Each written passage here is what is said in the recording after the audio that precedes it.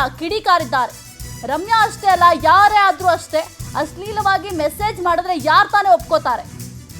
ರೇಣುಕಾಸ್ವಾಮಿಗೂ ಮತ್ತೆ ದರ್ಶನ್ ಫ್ಯಾನ್ಸ್ಗೂ ವ್ಯತ್ಯಾಸ ಏನು? ಯಾವುದೇ ರೀತಿಯ ವ್ಯತ್ಯಾಸ ಇಲ್ಲ. ನೀವು ಕೂಡ ಗಮನಿಸ್ತಾ ಇದ್ರೆ to all the D boss fans welcome to my Instagram ಅಂತ ಹಾಕಿದ್ದಾರೆ. ಅಲ್ಲಿ ನಿಮ್ಗೆ ಏನ್ ಅನ್ಸುತ್ತೆ? ರೇಣುಕಾಸ್ವಾಮಿ ಪ್ರಕರಣದಲ್ಲಿ ಅವರ ಕುಟುಂಬಕ್ಕೆ ನ್ಯಾಯ ಸಿಗಬೇಕು ಅಂತ ರಮ್ಯಾ ಅವರು ಹೇಳಿದ್ದಾರೆ. ಅದ್ರಲ್ಲಿ ತಪ್ಪೇನಿಲ್ಲ.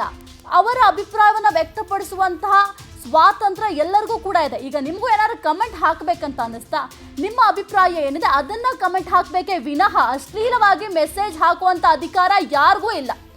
ಕುರಿತು ಹೆಚ್ಚಿನ ಮಾಹಿತಿ ನೀಡ್ತಾರೆ ನಮ್ಮ ಪ್ರತಿನಿಧಿ ಮಂಜುನಾಥ್, ಏನಿದು ಕಮೆಂಟ್ಸ್ ಗಲಾಟೆ Darshan fans versus Ramya?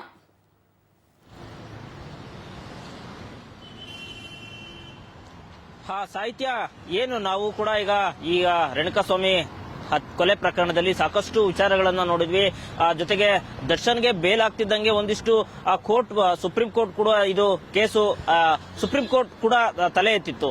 So ಅದರಂತೆ ಇದೀಗ ಅಂದ್ರೆ ಈಗ ಸೋಷಿಯಲ್ ಮೀಡಿಯಾದಲ್ಲಿ ಈಗ ದರ್ಶನ್ ಅಭಿಮಾನಿಗಳಿಗೆ ಮತ್ತೆ ಈ ಒಂದಿಷ್ಟು ರಮ್ಯಾಗೆ ಒಂದಿಷ್ಟು ಸಮರ ಶುರುವಾಗಿರುವಂತದ್ದು. ಅಂದ್ರೆ ಯಾರೆಲ್ಲ ಅಂದ್ರೆ ಎಲ್ಲೋ ಒಂದ್ ಕಡೆ ರಮ್ಯಾ ಅವರು ಈ ರೇಣುಕಾಸ್ವಾಮಿ ಕೊಲೆ ಪ್ರಕರಣ ಸಂಬಂಧಪಟ್ಟಂಗೆ ಎಲ್ಲೋ ಒಂದ್ ಕಡೆ ನಮಗೆ ಕಾನೂನಿನಲ್ಲಿ ನಂಬಿಕೆ ಇದೆ, ಜನಸಾಮಾನ್ಯರು ಕೂಡ ನಮಗೆ ಕಾನೂನಲ್ಲಿ ನಮಗೆ ನಂಬಿಕೆ ಇದೆ. ಎಲ್ಲ ಯಾರೇ ಹೋದ್ರು ಕೂಡ ನಮಗೆ ಕಾನೂನಿನಲ್ಲಿ ಹೋದ್ರೆ ನಮಗೆ ನ್ಯಾಯ ಸಿಗುತ್ತೆ ಅನ್ನೋ ಭರವಸೆಯಲ್ಲಿ ನಾವು ಇದೀವಿ ಅಂತೇಳಿ ಈಗ ಒಂದು ರಮ್ಯಾ ಅವರು ಹೇಳ್ತಿರುವಂತದ್ದು. ಅದಕ್ಕೆ ಸಂಬಂಧಪಟ್ಟಂಗೆ ಇವರು ಕೂಡ ಅಂದ್ರೆ ದರ್ಶನ್ ಅಭಿಮಾನಿಗಳು ಒಂದಿಷ್ಟು ಅಶ್ಲೀಲ ಪೋಸ್ಟ್ ಗಳನ್ನ ಹಾಕ್ತಿದ್ದು, ಅದಕ್ಕೆ ವಿರುದ್ಧವಾಗಿ ಇವತ್ತು ರಮ್ಯಾ ಕೂಡ ಒಂದು ಪೋಸ್ಟ್ ಮಾಡಿರುವಂತಂದ್ರೆ ರೇಣುಕಾಸ್ವಾಮಿ ಅವರು ಕೂಡ ನಿಮಗೂ ಯಾವುದೇ ವ್ಯತ್ಯಾಸ ಇಲ್ಲ ಅನ್ನೋ ರೀತಿಯಲ್ಲಿ ಕೂಡ ಇವರು ರಮ್ಯಾ ಪೋಸ್ಟ್ ಮಾಡಿರುವಂತದ್ದು. ಅಂದ್ರೆ ಎಲ್ಲೋ ಒಂದ್ ಕಡೆ ಇದೀಗ ದರ್ಶನ್ ಈಗ ಇನ್ನೇನು ಕೆಲವೇ ದಿನಗಳಲ್ಲಿ ಸುಪ್ರೀಂ ಕೋರ್ಟ್ ನಿಂದ ಒಂದಿಷ್ಟು ಅಂದ್ರೆ ಕೋರ್ಟ್ ನ್ಯಾಯ ಕೂಡ ಆದೇಶ ಬರಬೇಕಿದೆ. ಸೊ ಅದ್ರ ಮಧ್ಯೆ ಇದೀಗ ಒಂದಿಷ್ಟು ದರ್ಶನ್ ಅಭಿಮಾನಿಗಳಿಗೆ ಜೊತೆಗೆ ರಮ್ಯಾ ಕೂಡ ಒಂದಿಷ್ಟು ಸಾಮಾಜಿಕ ಜಾಲತಾಣದಲ್ಲಿ ಕೂಡ ಒಂದಿಷ್ಟು